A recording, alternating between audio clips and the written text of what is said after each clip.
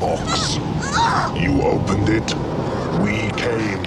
The 1997 sci-fi horror movie Event Horizon, directed by Paul Anderson, and Clive Barker's 1987 directorial debut Hellraiser share more similarities than you would expect. And we're not speaking about surface-level connections here. Their similarities run so deep that fans of both the franchises are theorizing that they share the same universe. If you happen to be a fan of either of the movies and are completely lost right now, click on that subscribe button, and we'll explain why conspiracy theorists are calling Event Horizon the sequel to Hellraiser. We want the man who did this. What were those movies about again? If you've forgotten the plots of the movies we're comparing today, don't worry, we have your back.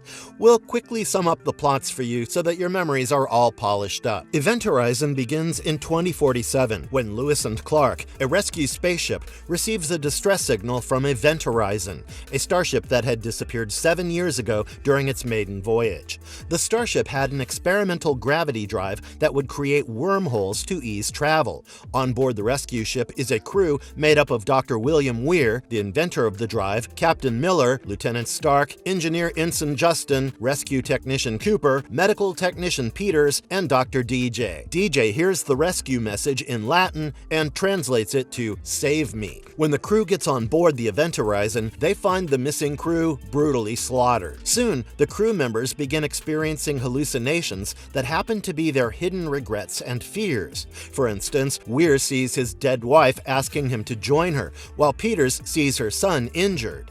Upon investigation, they find a video log of the missing crew torturing each other. The video ends with the captain of Event Horizon gouging his eyes out and telling them to save themselves from hell, once again in Latin. As the crew from Lewis and Clark are lured to their deaths using the guilt that plagues them a lot, Weir explains that the ship has gained sentience and opened the gate to an otherworldly realm. Soon, Weir is corrupted by the ship, and he begins to kill his crew members. Miller kills Weir and himself using a bomb to save the rest of the ship. The survivors, Cooper, Stark, and Justin, are saved by a rescue team 72 days later. Hellraiser starts with Frank Cotton buying a puzzle box in Morocco. Back at home, as soon as he solves the puzzle box, he's torn to pieces by hooked chains, and an evil-looking robed figure, the very same we now know as Pinhead, appears to restore the puzzle box back to normal. Some time passes, and Larry, Frank's brother, moves into the house with Kirsty, his daughter, and Julia, his second wife. Larry cuts his hand accidentally one day, and when his blood drips onto the attic floor, Frank is resurrected.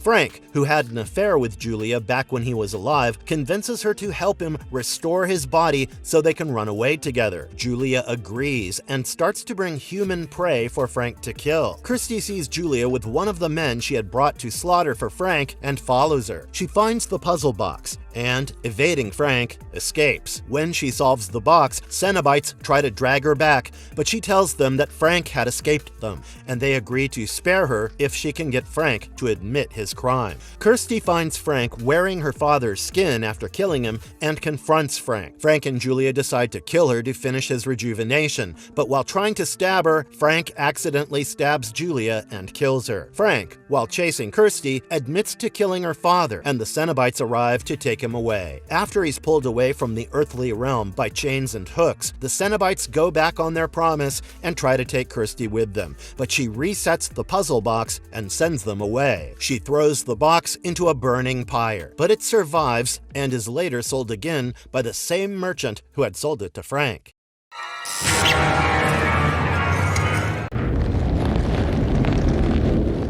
The Gateway to Hell. Despite belonging to different horror subgenres, Hellraiser and Event Horizon both depend on a man-made device that opens up a gateway to a hell-like dimension. In Hellraiser, the device is the Lament Configuration Box. In The Hellbound Heart, the novella that the Hellraiser movies are based on, we learn that the Lament Configuration Box was called the Le Marchand Box after its creator, the French toymaker Philippe Le Marchand. Le Marchand made the box, also known as the Box of Sorrows, under a contract extract from Duke de Lille, an aristocrat with an obsession with the dark arts. It's basically a puzzle box that, once solved, opens the door to the realm of the Cenobites, a race of extra-dimensional beings who cannot differentiate between pleasure and pain. In Event Horizon, the device is the gravity drive, created by Dr. Weir. The gravity drive was created to fold time and space by harnessing the energy of a black hole. Unfortunately, during its very first use, it opened a dimension outside the known universe. Just like in the Hellraiser movies, the otherworldly dimension is implied to be hell. Both devices also come about due to the same reason: human curiosity and the need to know beyond the unknown. It is no mere coincidence either. The gravity drive was originally a smooth black orb about 5 meters in radius that was suspended mid-air between mechanical arms that rotated. The orb contained a stable black hole and used it as a power source. Director Paul Anderson redesigned it to resemble the interlocking rings of the Box of Sorrows in Hellraiser as a homage. Producer Jeremy Bolt later added on the Event Horizon DVD commentary that he liked the way the cube realigned and reshaped itself. The movie had such an influence on the filmmakers of Event Horizon that Clive Barker was brought in as a consultant during pre-production. You take me, you leave them alone. No.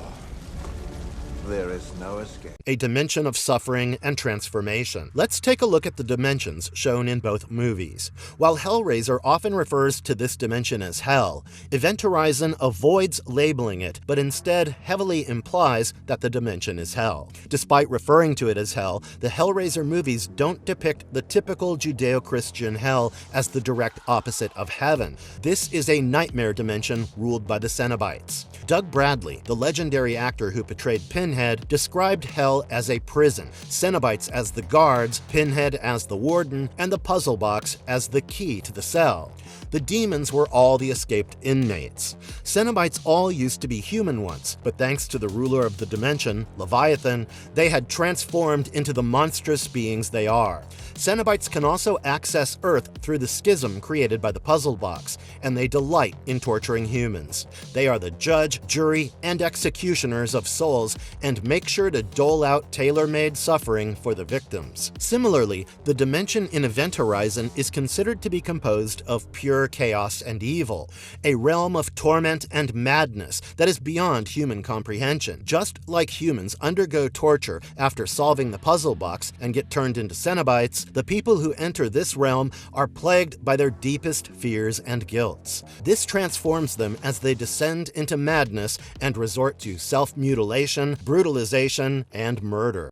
Weir and Pinhead. The inventor of the gravity drive, Dr. William Weir, shares a lot of similarities with Pinhead. For starters, both of them suffered something traumatic in their lives before their encounter with the other dimension. Pinhead was born Elliot Spencer in Victorian England and served in World War I. He used to be a charismatic and eloquent man till the Battle of Flanders, where the blatant inhumanity of people made him lose his hope in humanity. He also became an atheist, losing his faith in a God who gave up on humankind. Jaded and disillusioned, Spencer wandered around the earth, suffering from post-traumatic stress disorder and indulging in a hedonistic lifestyle. The more he indulged, the more he yearned for pleasure and gratification.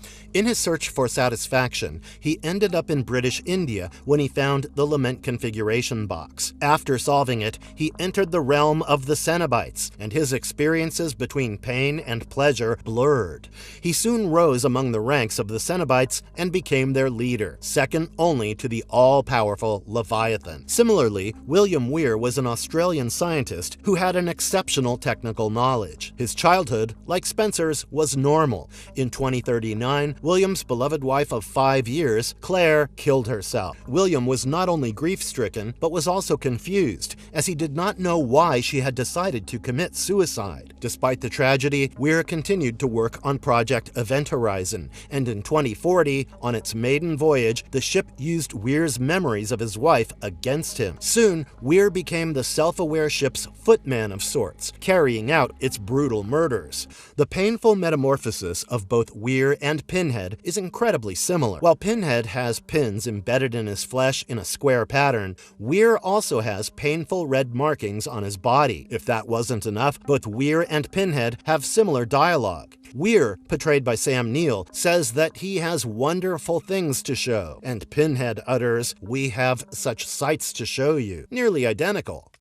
The visual similarities. Though Event Horizon has science fiction elements and Hellraiser falls more on the fantastical side of genres, the movies both depict gory scenes of body horror. We've already talked about the similarities in how the devices look. They also have a dark metallic vibe throughout and have red and blue lighting. You can also observe gothic influences in both films. With chains, hooks, and ritualistic torture, a scene from either film could easily be mistaken for the other. The blurring of the border between pain and pleasure and the infamous blood orgy in Event Horizon both allude to sadomasochism and ritualistic torture of sorts. All the theories. Because of all the similarities, many people believe that the movies are set in the same universe. While some believe that Event Horizon is a prequel to Hellraiser, as the gravity drive can travel through time and might have influenced the creation of the puzzle boxes, others think that Event Horizon can be a sequel to Hellraiser 2. Hellraiser 2 introduces the almighty Leviathan, who resides in the labyrinth. The labyrinth has markings similar to those of the box, and it utilizes the doubts and fears of the characters to create terrifying hallucinations that subdue them. The labyrinth sounds remarkably similar to the Event Horizon realm, doesn't it? Fans who noticed the similarity have convinced themselves that the gravity drive is a form of lament configuration and that Leviathan, tired of hanging out in the labyrinth, decided to possess the Event Horizon ship. The parallels of Gothic design, hooks, chains, spikes, patterns, etc. have all added to the viability of this theory. Marvelous verdict. Though there's been no official confirmation from the filmmakers of Hellraiser or Event Horizon, that hasn't stopped fans from claiming that they're both in the same universe. Especially for viewers who didn't like the later sequels of Hellraiser, this theory comes as a blessing. But what do you think? Do you believe they're in the same universe or not?